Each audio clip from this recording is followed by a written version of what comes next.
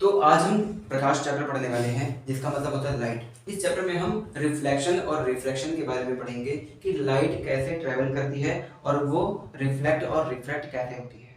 तो चलिए शुरू करते हैं। अब इसमें हम पढ़ेंगे कि लाइट के बारे में सबसे पहले जान लो, लाइट होती क्या है। लाइट या फिर फोटोन। फोटोन क्या होता है? लाइट का मतलब होता है फोटोन। लाइट किससे बनी होती है? फोटोन नाम के पार्टिकल से बनी होती है। ये छोटे छोटे से पार्टिकल होते हैं। तो जब भी अगर लाइट किसी टॉर्च से या किसी भी सोर्स से जब निकलती है तो एक पार्टिकल की तरह निकलती है। वो कौन सा पार्टिकल होता है? फोटोन नाम का पार्टिकल होता है। तो लाइट जो होता है वो फोटोन नाम के पार्टिकल से बना होता है। अच्छा, अब इसका रिफ्लेक्शन भी होता है। रिफ्लेक्शन का मतलब होता है किसी भी चीज के ऊपर लाइट टकराती है तो पलट के वापस आती है। जैसे तुम दीवार के ऊपर एक बॉल फेंक के मारते हो तो बॉल टकराकर वापस आ जाता है। इसे हम क्या बोलते हैं? रिफ्लेक्शन या फिर उसे परावर्तन कहते हैं। ठीक है, तो इसी तरीके से लाइट या फिर प्रकाश भी परावर्तित होता है। तो आगे इसमें पता चलेगा कि मिरर या फिर शीशे, दर्पण के बारे में हम पढ़ेंगे। क्या पढ़ेंगे? मिरर। मिरर का मतलब होता है दर्पण। दर्पण, दर्पण समझना क्या होता है। दर्पण एक ऐसी चीज होती है जो हमें हमारा ही प्रतिबिंब या इमेज दिखाता है। तो दर्पण तीन तरीके के होते हैं। चलो, होते तो दो तरीके के हैं और जो दूसरा है वो भी दो तरीके का होता है। तो ये कितने तरीके का होता है? दो तरीके का। एक होगा समतल दर्पण। समतल दर्पण या जिसको बोलेंगे प्लेन मिरर। क्या बोलेंगे? Plain mirror. और ये तो पहला है। जो दूसरा है, ये पहला, जो दूसरा है वो क्या होगा? Spherical mirror.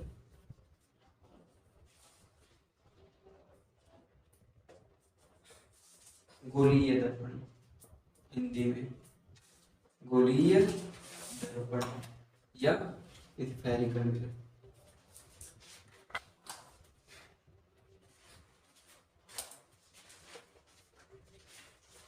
अब इसमें क्या डिफरेंस है? जो समतल दर्पण होता है ये बिल्कुल प्लेन होता है और ये जो गोलीय दर्पण होता है ये गोले से बनाया जाता है और ये भी दो तरीके का होता है। एक होगा कौन सा? एक होगा उत्तल दर्पण। उत्तल दर्पण मतलब कन्वेक्स, कन्वेक्स मिरर। जो दूसरा है वो होता है अवतल दर्पण। नाम समझते हुए चलना, अदरवाइज कंफ्यूजन हो जाएगी। अवतल दर्पण या कॉनकेव मिरर।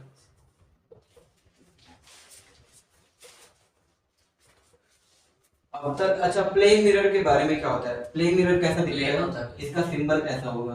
प्लेन मिरर कुछ ऐसा दिखेगा। ठीक है, ये है प्लेन मिरर या फिर समतल दर्पण।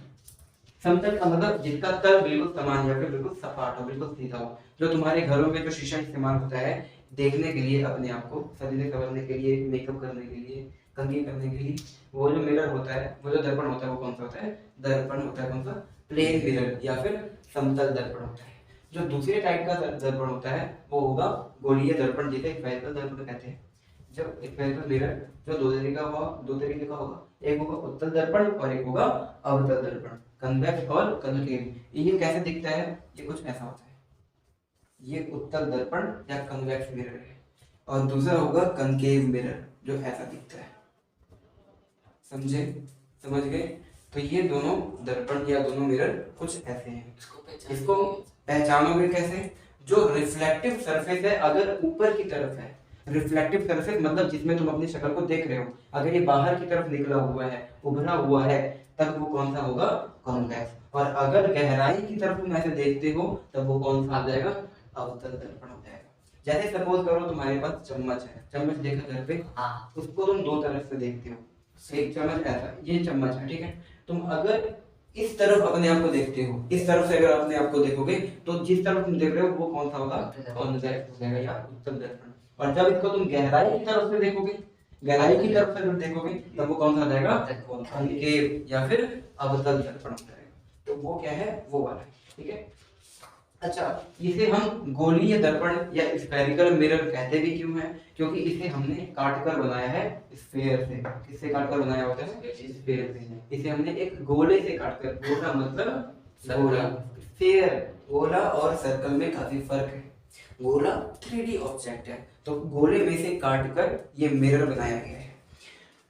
और ठीक है, अब दूसरी चीज ये होती है कि अगर इस कन्वेक्स मिरर को मैं अगर पूरा कर दूं तो एक स्फेयर बन जाएगा, एक स्फेयर बन जाता है। ठीक है, तो इसलिए इसको स्फेरिकल मिरर कह दिया, इसलिए इसको गोलीय दर्पण कह दिया। इसको भी अगर मैं पूरा घुमाऊंगा तो क्या बन जाएगा, एक स्फेयर या फिर एक गोला बन जाएगा, इसीलिए इसको स्फेरिकल मिरर कहते हैं। तो जल्दी से इसे नोट डाउन करो, फिर आगे का काम करता हूँ। फिर आगे हम इसी में पढ़ेंगे कि जो स्फेरिकल मिरर होते हैं इनके कुछ पॉइंट्स होते हैं, कुछ पार्ट्स होते हैं।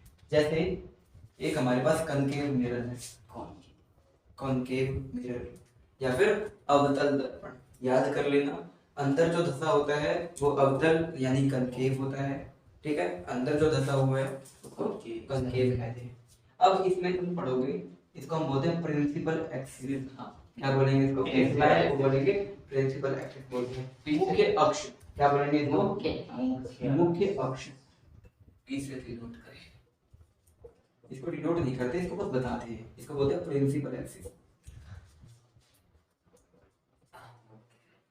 ठीक है, एक्सिस इसका नाम है। इस पॉइंट को, इस ये जो P है इसको शो करते हैं P से। P का मतलब होता है पोल। क्या होगा इसका मतलब, पोल। P फॉर पोल, और हिंदी में बोलते हैं इसको ध्रुव। क्या बोलेंगे, ध्रुव बोलते हैं। जैसे उत्तरी ध्रुव, दक्षिणी ध्रुव पड़ा होगा, नॉर्थ पोल, साउथ पोल, वैसे ही ये भी ध्रुव होता है, पोल बोलते हैं इसको।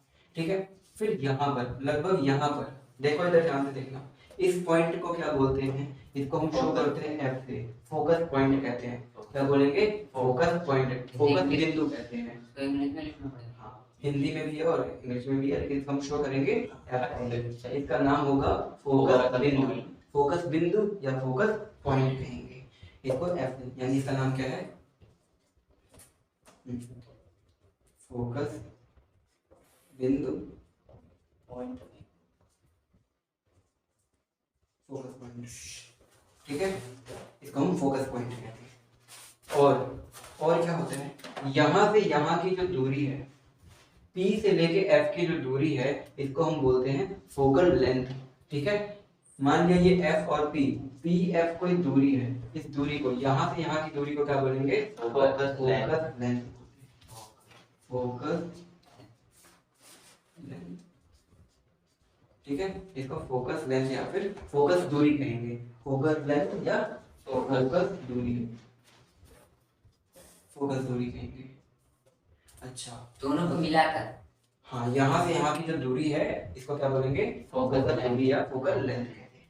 आगे तुम्हें पता है, जितना ये है उतना ही इधर भी और बढ़ा दो, लगभग ये। अगर ये, इसको हम शो करते हैं C से, सेंटर ऑफ कर्वेचर। क्या बोलेंगे, सेंटर ऑफ कर्वेचर। इसको बोलते हैं क्या बोलते हैं इसको, सेंटर होता है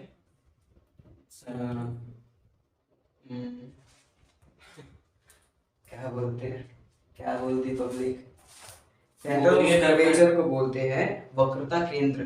क्या बोलेंगे, वक्रता केंद्र बोलेंगे, सेंटर ऑफ कर्वेचर।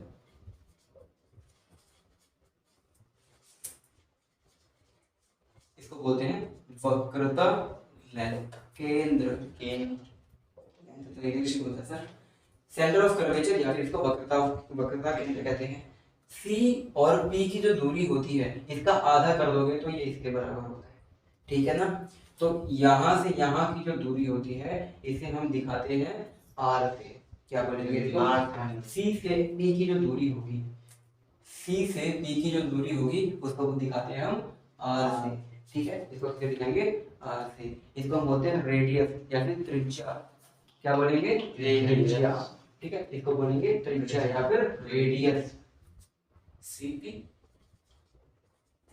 से लेकर P की दूरी को हम त्रिज्या या फिर रेडियस बोलते हैं।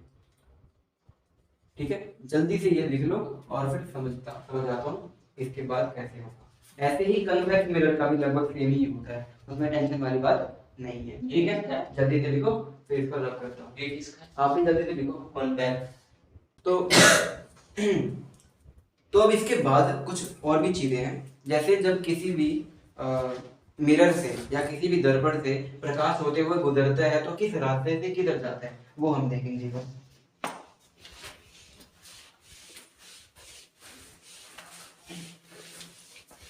जैसे सपोज करो हमारे पास एक मिरर है, एक दर्पण है जिसका नाम है, जो ले लेते हैं हम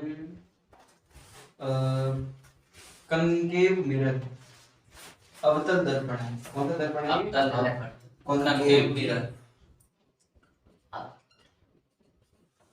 यानी अवतल दर्पण। अब क्या करना है, इसमें हम प्रकाश की किरण को फेंकेंगे। प्रकाश की किरण मतलब लाइट, क्या मारना है इसके ऊपर? लाइट मारना है। सबसे पहले हम इसके ऊपर प्रिंसिपल एक्सिस बनाएंगे या फिर बोलेंगे मुख्य अक्ष। इसके ऊपर हमने दिखा दिया ये P है, इस पॉइंट को मैंने बोल दिया F और इसको मैंने बोल दिया T। ठीक है, तो जितना ये है लगभग उतना ही ये होगा तो बढ़िया दिखेगा। ठीक है, ये है हमारा C। अब इसमें क्या करना है, तुम्हें लाइट के रे इसके ऊपर मारनी है। लाइट की रे जब इसके ऊपर मारोगे तब देखना क्या होता है। मान लिया कि तुमने इसके ऊपर एक लाइट मारी और ये सीधी आई है। सीधी कैसे आई है? बिल्कुल सीधी ऐसे आई है, यानी ये प्रिंसिपल एक्सिस है, यानी मुख्य अक्ष है। मुख्य अक्ष के पैरेलल एक लाइन खींच दो, एक लाइट की रे मारोगे जो कैसे आई है? पैरेलल आई है। किसके पैरेलल आई है? किसके समांतर आई है?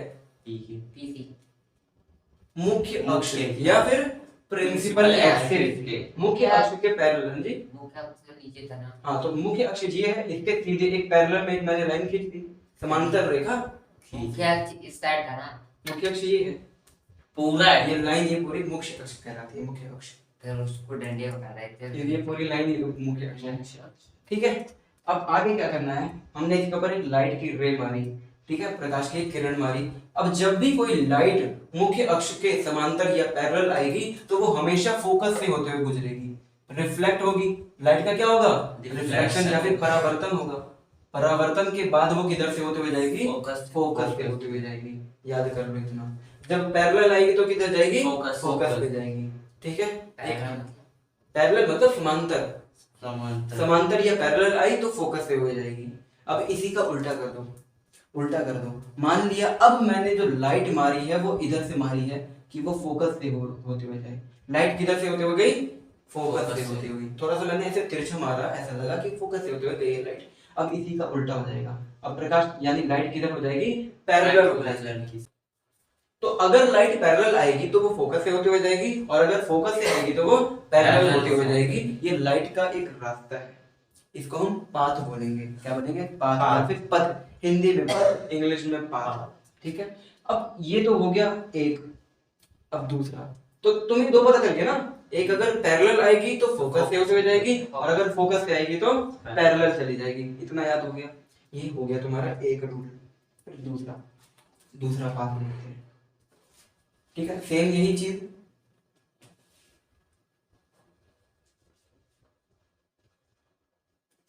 सेम यही चीज है। अब क्या करना है, अब क्या करना है, अगर लाइट, ये पोल है, ठीक है, ये पोल है, अगर लाइट को हम पोल पर मारे या फिर ऐसा तिरछा मारे कि ये किधर जाए? पोल पर जाए। मान लीजिए एक रे है, प्रकाश की किरण है जो गई है पोल तक। ठीक है, अब क्या होगा, अब तुम्हें, अगर तुमने पढ़ा रखा है प्रकाश का परावर्तन, 8वीं 9वीं क्लास में, 8वीं क्लास में है प्रकाश का परावर्तन, रिफ्लेक्शन ऑफ लाइट, तुमने इसमें पढ़ा रखा होगा I बराबर एंगल R होता है। पढ़ा है क्या ऐसा कुछ? एंगल I बराबर एंगल R होता है। ये एक लॉ कहता है, रिफ्लेक्शन का लॉ होता है ये। तो इसमें समझना क्या होता है कि जब भी कोई रोशनी, कोई भी अगर लाइट अगर किसी एक मिरर से टकराते हुए रिफ्लेक्ट होती है, रिफ्लेक्ट होने के बाद वो एंगल ऑफ इंसिडेंस बनाएंगी और रिफ्लेक्शन के बाद एंगल ऑफ रिफ्लेक्शन बनाता है। इसमें एंगल I बराबर एंगल R होगा, कि जितना ये वाला एंगल होगा उतना ही ये भी होगा। अब देखो यहाँ पर भी, यहाँ पर ये बीच में ये वाली लाइन है। अब लाइट जो रिफ्लेक्ट होगी वो रिफ्लेक्ट होने के बाद एंगल I बराबर एंगल R बनाकर निकल जाएगी। यस, देखो ये कौन सा था? इधर से मैंने लाइट मारी है, तो ये वाला क्या हो जाएगा? एंगल I बन जाएगा। और रिफ्लेक्शन के बाद कौन सा angle? Angle R। Angle of incidence और एंगल ऑफ रिफ्लेक्शन, तो जितना एंगल इधर बनना है उतना ही एंगल इधर भी बन के ये प्रकाश परावर्तित होके या फिर रिफ्लेक्ट होके लौट जाएगी। तो ये एक रास्ता हो गया। तो कितने हो गए तुम्हारे पास? 3 हो गए। अगर पैरेलल आएगी तो फोकस से आएगी तो पैरेलल जाएगी। अगर पोल पे आई है तो आई बराबर आर बना के वापस लेगी, रिफ्लेक्ट हो जाएगी। इधर से अगर रोशनी मारोगे तो दूसरी तरफ रिफ्लेक्ट होके निकल जाएगी। ठीक है, इतना समझ में आ गया। अब अगला जो रास्ता है वो क्या होगा? अगला जो रास्ता है वो क्या होगा? सेम यही मिरर, अब इस बार हमने क्या करा, लाइट की जो रे है उसको हमने सी से गुजारा। कैसे मारा? ऐसा लाइट मारी कि वो सी से होते हुए गुजर रही है, जल गई। तो देखो रे हमने बनाई, इधर से निकली भाई सी से होते हुए। अब अगर सी से होते हुए लाइट गई है तो इस केस में पता है क्या होगा? जहां से गई है वहीं से वापस आ जाएगी। जहां से लाइट गई है वहीं से वापस आ जाएगी। जब भी सी से लाइट जाएगी तो वहीं से वापस आ जाएगी। गई, रिफ्लेक्ट होकर वापस आ गई, गई, रिफ्लेक्ट होकर वापस। अब कहीं से भी बना दो, जब भी ये सी से होते हुए जाएगी रिफ्लेक्ट होकर वापस वहीं आ जाएगी। जिधर से तुमने टॉर्च मारा वहीं से ही रिफ्लेक्ट होकर आ जाएगी।